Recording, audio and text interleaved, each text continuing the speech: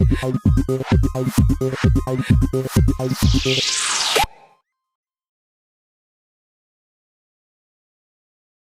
guys, welcome back to my channel. Today we are going to look into that how we can extract or query the data from a Salesforce, which is we called as SQL in Salesforce. We use a SQL language to extract our data from a Salesforce. So we are going to see that in video. So in this video we'll talk about what is a SQL and syntax of a SQL, and we'll see a lot of example of a SQL so that we are familiar with the SQL language and use it in our Salesforce. What is SQL? SQL stands for Salesforce Object Query Language, which is used to query the record from the Salesforce database based on our requirement. If you are a Salesforce developer, then Salesforce Apex and SQL, which we call as Salesforce Object Query Language, together give us the powerful tool for managing a Salesforce data and processes for their application. Using a Salesforce Object Query Language, developer can fetch and process a large amount of data in a very easy way. Salesforce Object Query Language SQL is very similar to a SQL structure query language, which we use in a different system to extract a data from a database. Remember that SQL statement always start with a select. The written type of a SQL language is list of a S object, where S object is either some standard object like a account or contact or any custom object which we have created in our org.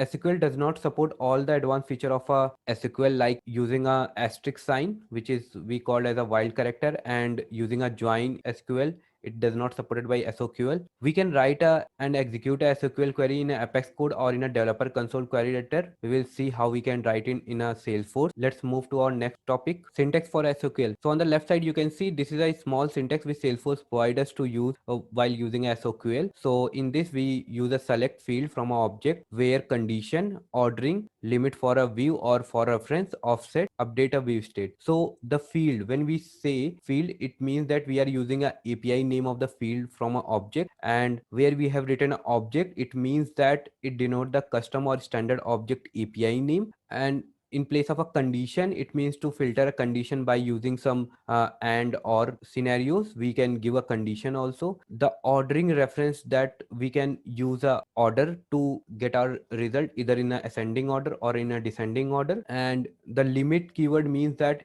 we can also fetch a limited data from a Salesforce. If we use a for view, it means that we can fetch a record from the last date fetch record. Instead of for view, if you are using a for reference, it means that we are updating a last reference date on a record. We can use a offset also to denote a starting row of the record. We can use a update view state. It means that we can update our record while fetching that data. Few things to remember when writing a SQL statement: we use a API name for a field, and labels of the field should not be used. Standard object, if you go to the standard object, the field name referred to as a API name, and if you go to the custom object, the API name column refers to a API name. So let's see few example of a SQL in Salesforce. Let's open our Salesforce org. You can see I open my Salesforce org. Let's open a developer console by clicking on this gear icon and hold a button of control from your laptop and CMD from your Mac and click on this developer console. In the new tab, a developer console is open. So this is what developer console look like. In the bottom of the screen, you can see there is a log tab, test tab,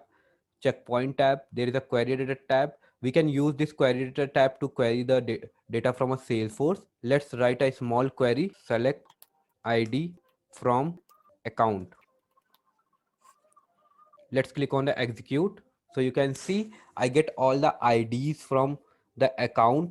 If you want and add another field, then use a comma by giving that. Like I have written a select ID name from account. Let's click on the execute. I get a ID column as well as a name column. If you want to add another field, you can use a comma and then write a name of the field like a type. You can click on the execute. So you get a 3-column ID, name and type. If you don't know what field are there in the account, then you can go to your Salesforce setup and click on this object manager. You can search for the account and let's open an account. So in the field and relationship, these all field name are the API name of the account, so any of them you can use that. Like let's use the industry. So let's copy this name and let's go to our query and adding a comma and add there industry. Let's click on the execute. So you can see I get a 4-column ID, name, type and industry. Let's query another object. Let's say contact. So let's write a query for the contact. select id comma first name from contact. Let's click on the execute. So I get a id and the first name of the contact. If you want to add another column, then you can use a comma and add another column. Last name, click on the execute. So I have used the last name also, so we get a 3 column. Let's query some custom object. Let's go to our setup and let's click on the object manager. Let's search for any custom object. So we have a custom object department. Let's open that. The API name of a department is this. So let's copy this API name. Let's go to our query editor and let's write select id comma name from custom object, which is department underscore c. Let's click on the execute and we can see there is a id and name. So whenever you are using a custom object, remember that id and the name are always there. So feel free to add that in your query. So if you want to add another field, then you can go to your object and go to your field relationship. You can add another field like a department. Let's copy this. Let's add that. Let's click on the execute. So now we get a 3 column id, name and department. So if you want to add another like a account lookup, then we can copy this API name and add that. So you can see I get a 4 column ID, name, department and account column. So we can use the query editor to query the data from Salesforce for a custom object also. Let's see how we can use a where condition in our query. Let's add a where condition for our this query where we can add a where, and in that I can add a name equal to audit service. So if I search for that, then if I execute that, I can get only one. So you can see I just get a department which have a name audit service. So like this, we can use a where condition. If you want to use this where condition for a standard object, then let's use that. Select id comma name comma type from account. Let's add a where condition for type, where type equal to customer direct. So you can see I get all that account which have a customer direct. If you want to add another condition, then you can use a and or keyword. So let's use a or keyword and let's write where type equal to customer channel. So let's query that. If we click on the execute, then we get the account which have a type direct as well as a channel. So like that you can use a or clause. Let's use a and clause also. So let's add a and let's write a name which is equal to h communication, because the type is customer direct as well, so we can use that. Let's write it down and let's click on the execute. So you can see we get only one data which have a edge communication as well as customer direct. So while using a and, you make a restrict that both the conditions should follow. So we can do same as for the custom object. We just have to replace this. So let's see how we can use a limit keyword for that. Let's write a limit and let's say 5. If we click on the execute, so we can see only 5 rows are there. So if I click the limit change to 8, and we can see only 8 record are there. So same goes for the custom object. Let's query for the department as we know that. So let's go on our object manager, copy the API name of a department. Let's make our query. Select id comma name from department and let's query that. Let's see how many data we have. So we have a total 16. Let's add a limit 10 and let's click on the execute. See, we have a name and id column with the total 10 department because we have added a limit for a 10. Let's see how we can use the offset record.